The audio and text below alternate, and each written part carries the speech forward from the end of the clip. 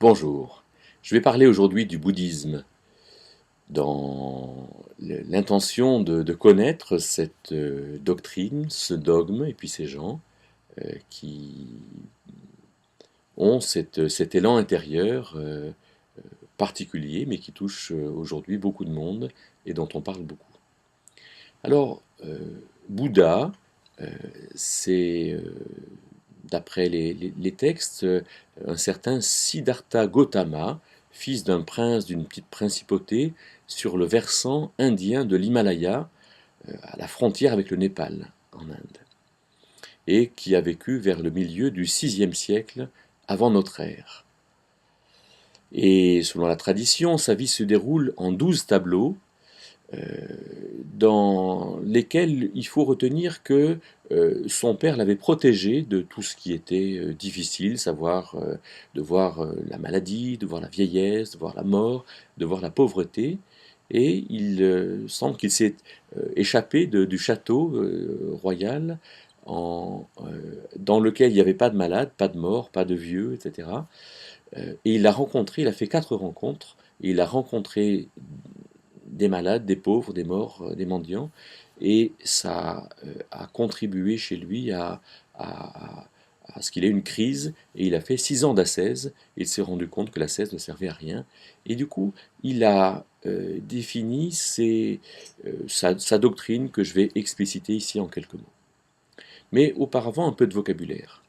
Bouddha veut dire éveillé, et donc c'est intéressant, hein, c'est important d'entendre que nous avons à être éveillés, à être en face des réalités, à être réellement dans la réalité. Euh, le nirvana, hein, qui est présenté dans la compréhension occidentale comme quelque chose de fantastique, le nirvana c'est l'extinction. Bon, déjà là c'est un peu plus curieux. Et puis la samsara, je crois qu'il y a un parfum qui s'appelle samsara, c'est, euh, ce sont en sanskrit les cycles de vie, et c'est finalement assimilable à la réincarnation. En 2 mots, la pensée bouddhiste, qui est majoritairement une pensée athée, hein, les bouddhistes ne sont pas déistes, ne croient pas qu'il y ait un Dieu, mais il y a aussi des bouddhistes déistes. La pensée bouddhiste est une pensée qui dit que dans la vie, tout est illusion. Hein. Je suis, moi, dans l'illusion, c'est pas vrai, je n'existe pas, quand je me touche, je ne me touche pas, et nous sommes tous illusions, le monde est illusion. Et donc, pour sortir de l'illusion, il faut purifier notre bagage, et ce sont les cycles de vie qui vont nous aider à les purifier. Sortir de ces cycles de vie, c'est rentrer dans le néant, alors que par exemple la pensée hindouiste dit que non, nous n'allons pas entrer dans le néant, mais entrer dans Brahman, qui est le Dieu, qui est l'absolu, et qui est l'indéfinissable. Nous allons donc dans la pensée hindouiste fusionner en Brahman, en Dieu, alors que dans la pensée bouddhiste, nous allons fusionner dans le néant, c'est-à-dire disparaître, et disparaître de notre condition finalement de souffrance. Alors le Bouddha définit ce qui s'appelle les 4 nobles vérités, qui sont les suivantes.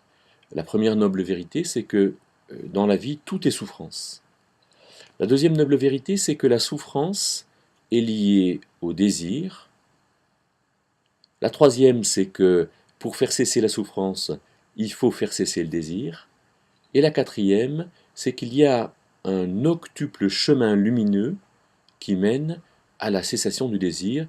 Et je vais simplement vous en lire ces 8 aspects qui sont très simples. Premier aspect, c'est une croyance correcte. Deuxième aspect, c'est une résolution correcte, une détermination correcte. Troisième aspect, ce sont des paroles correctes. Quatrième aspect, des actes corrects. Un cinquième aspect, une occupation correcte qui ne porte pas préjudice à l'autre. Un sixième aspect, un effort correct. Un septième aspect, une méditation correcte. Et le huitième aspect, une absorption correcte dans le néant. Alors on remarque comme la réflexion bouddhiste est centrée sur la souffrance. C'est vrai que la souffrance est quelque chose qui est tout à fait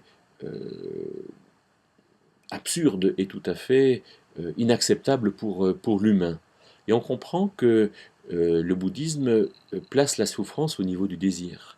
puisque finalement, si je n'ai pas envie d'être bien habillé, si je n'ai pas envie d'être en bonne compagnie, si je n'ai pas envie de bien manger, alors n'ayant aucun désir, alors je n'ai aucune souffrance, parce que finalement, il m'importe absolument peu d'être ce que je suis, ce que je deviens. Euh, voilà, donc là, il me semble qu'il y a une réflexion importante à faire. Est-ce que la souffrance est là comme quelque chose d'inacceptable? Au contraire, est-ce que la souffrance, Dieu ne nous l'aurait pas donnée comme indicateur de ce qui ne va pas?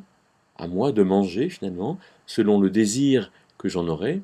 Mais si je mange trop, j'ai une souffrance. Si je n'ai pas ce que Dieu me donne, alors peut-être que c'est parce que je ne recherche pas en premier ce que Dieu me donne. Je pense que cette réflexion sur le bouddhisme est une réflexion intéressante parce qu'elle nous montre nos problèmes personnels et profonds.